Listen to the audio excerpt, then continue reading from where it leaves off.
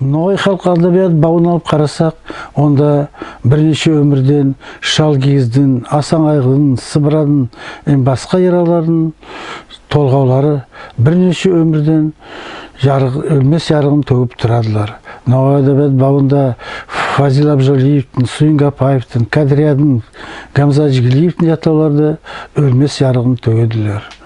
Ноғай адабият бауында халық аузын жазып алған Жанибековтың тақпақтары, айтулары, шырқыраған шерледі асыл сөздің жаңғырындай болып яуып тұрадылар. Міне солармен біз мақтанып, өктемсіп, балаларды көңілін өстірмей керекпіз. Негесең, ноғай тілге юқ етперекпіз. Ноғай тілімді балаларды үйрету керекпіз. Әлі біз не көреміз? Bizim балалар көбісінше орыс тілді арастырып сөйлейді. Орыс тілді арастырады ноғай тілге. Ноғай тіл таза болмайды.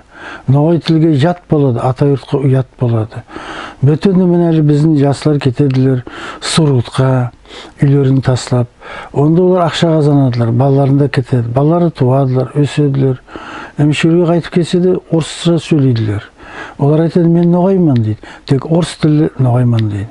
Бізде спай үйлер саладылар, үлкен үйлер, әрі ту машалы, көз тимес. Тек не пайда?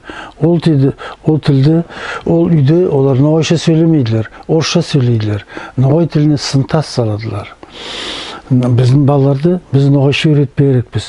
Халық ауызлама жаратушылығымен көңіл өстірмей керекпіз. Бесік жырларынан, әдет жырларынан, той жырларынан, ноғай ойынларынан.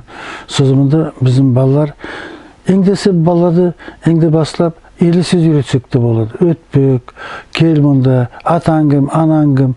Сол сөздерді білсе де, олар ақалған сөздерді олар өзлері өскенде сөздікке қарап тілін байытпа болады.